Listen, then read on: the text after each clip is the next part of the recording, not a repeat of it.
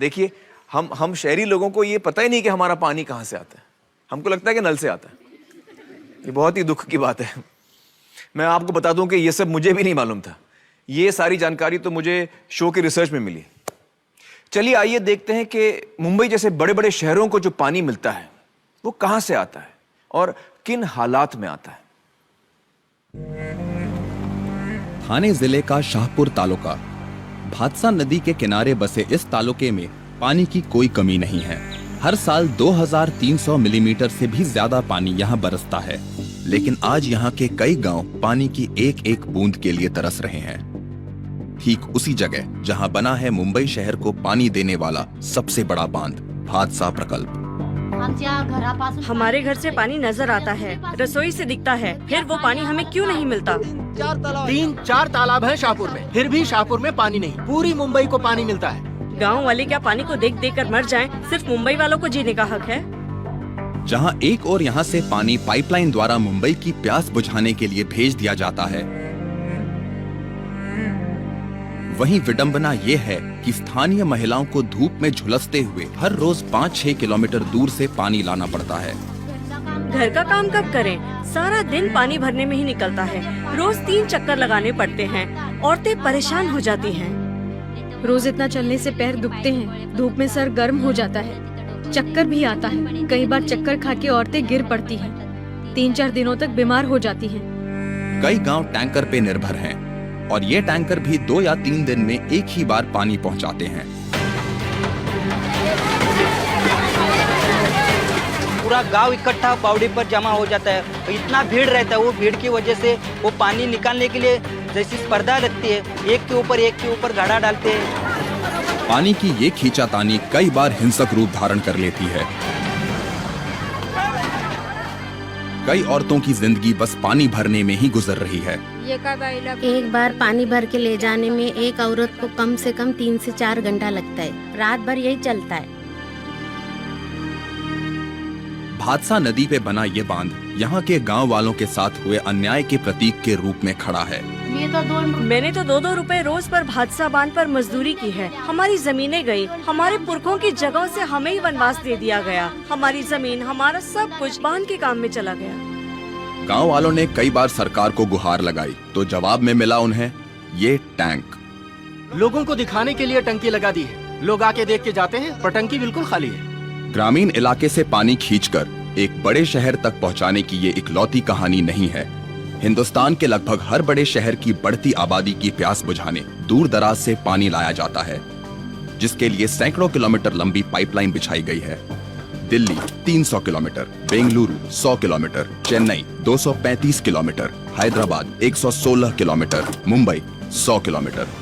लेकिन अफसोस की बात यह है कि जिन गांव वालों का इस पानी पर पहला हक है, हमारी व्यवस्था ने उनकी पूरी तरह से अनदेखी कर दी है। हमें तो ये एक तरह की चोरी ही लगती है। अपने घर की कोई चीज किसी और ने हड़प ली हो, ऐसा लगता है। हमारा पानी पे हक नहीं है क्या?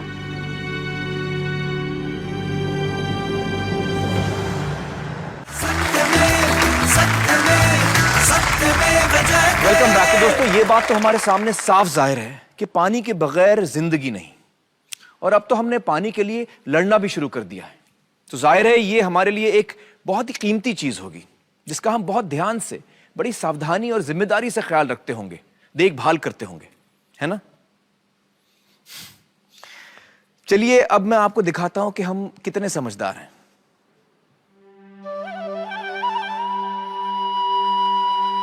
भारत उन चंद भाग्यशाली देशों में से एक है जहां दुनिया की सबसे पुरानी मानव सभ्यताओं का विकास हुआ, और इसकी वजह है भारत की भूमि पर बिछा नदियों का जाल। गंगा, यमुना, कृष्णा, कावेरी जैसी नदियां हिंदुस्तान के लिए कुदरत की अनमोल सौगात हैं। लेकिन जब हमारी टीम ने देश की प्रमुख नदियों को करीब से देखा तो एक खौफनाक दृश्य नजर आया। सुजलाम सुफलाम कहे जाने वाले देश की ये नदियां आज गंदगी का कूड़ेदान बन गई हैं। कई दशकों से कारखानों से निकलने वाले केमिकल, तेल और अन्य जहरीले पदार्थ भारी मात्रा में नदियों में बहा दिए जाते हैं, जिस वजह से इन नदियों का पानी अमृत की बजाय जहर में तब्दील हो गया है।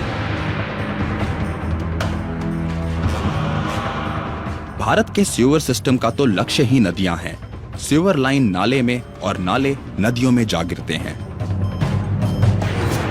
एक तरफ लोग नदी के किनारे कपड़े धोते हैं, अस्थियां बहाते हैं, कर्मकांड के लिए हजारों चीजें फेंकते हैं।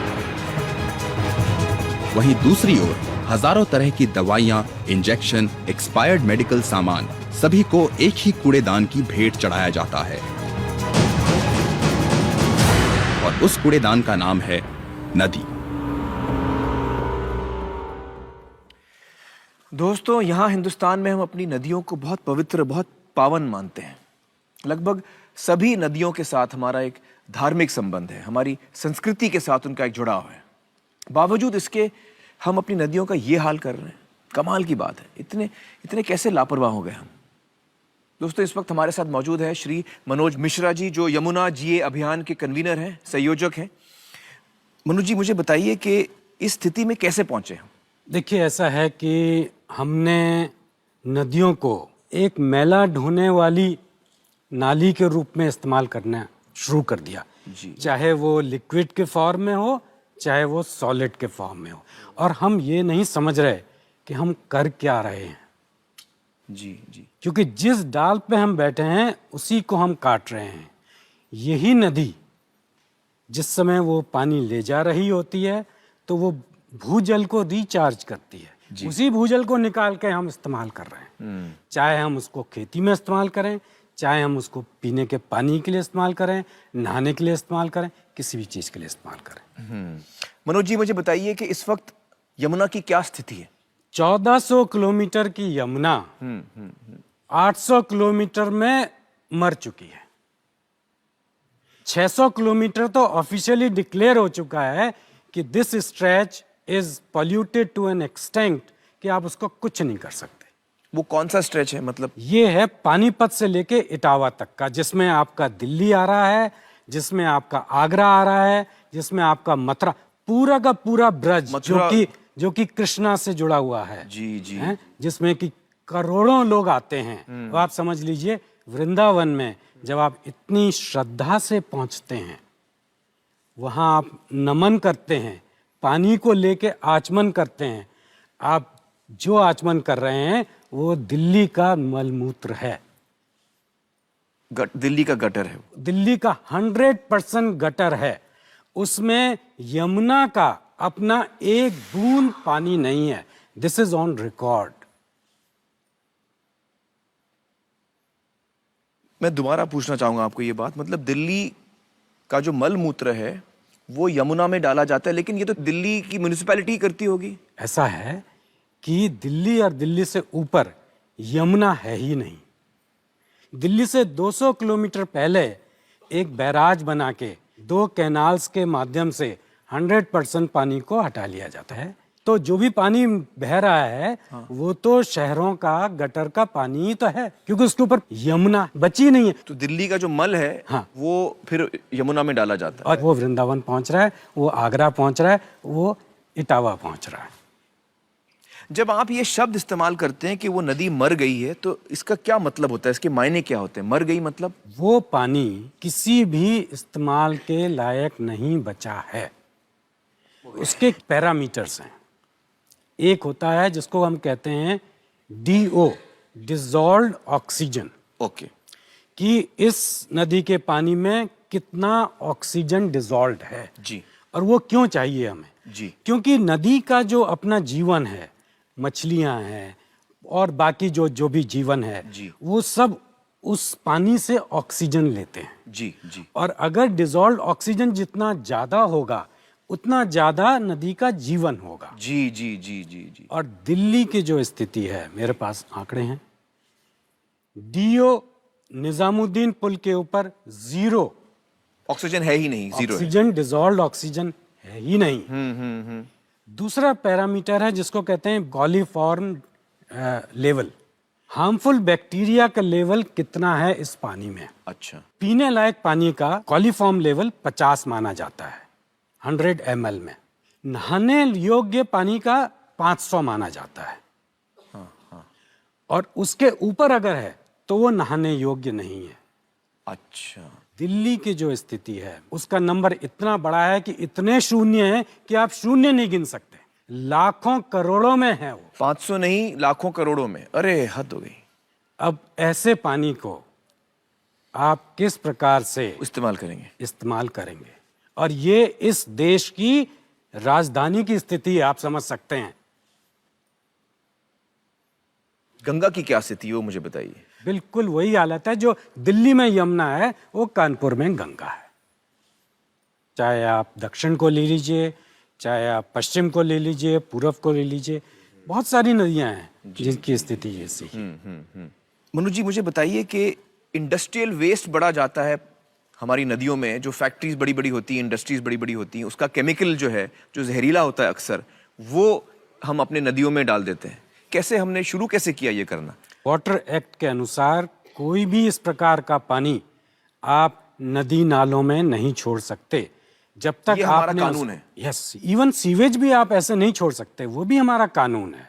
जो कुछ भी हो रहा है आज वो सब गैर कानूनी हो रहा है। तो कानून है लेकिन कानून का हम पालन नहीं कर रहे हैं।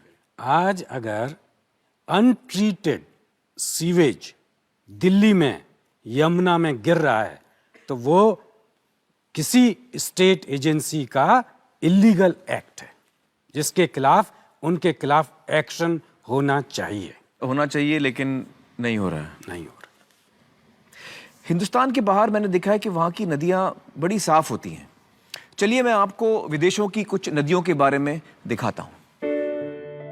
75 लाख की आबादी वाले लंदन जैसे महानगर में बहने वाली महान थेम्स नदी दुनिया की सबसे स्वच्छ नदियों में से एक मानी जाती है। यूरोप के 4 देशों की राजधानी से बहती डैन्यूब नदी में सैर करते हुए या तैरते हुए आपको ये डर नहीं सताता कि इस पानी में कहीं शहर का मल मूत्र तो नहीं बह रहा। चार्ल्स नदी यूएस के 22 शहरों से गुजरती है, फिर भी इतनी साफ है कि आप बेफिक्र होकर इसमें तैर भी सकते हैं और आसानी से मछली भी पकड़ सकते हैं। सफाई अभियान की बदौलत आज सिंगापुर नदी अपनी स्वच्छता और निर्मलता के लिए दुनिया भर में जानी जाती है। सख्त कानून लादने से ऑस्ट्रेलिया की मरे डार्लिंग नदी आज पुनर्जीवित हुई है। दुनिया भर में लोग नदियों की अहमियत को समझते हैं और उनकी हिफाजत करते हैं, सिवाय भारत के, जहां नदियों को माँ का दर्जा दिया जाता है।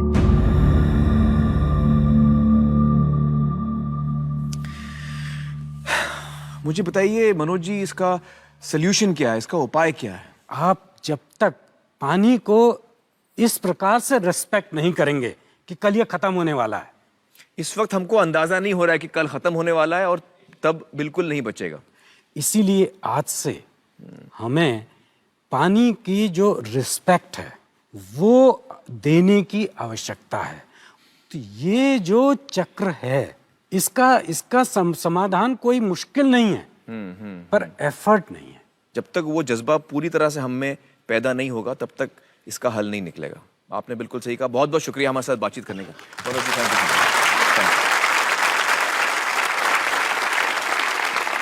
दोस्तों, हमारी नदियों को तो हमने खराब कर ही दिया है, लेकिन पानी को इस तरह खराब करके हमारे सेहत पर कैसा असर होता है ये हमें बताएंगे रवि अग्रवाल जी। मैं न्योता देता हूं रवि जी को, प्लीज वो आए और हमें ज्वाइन करें।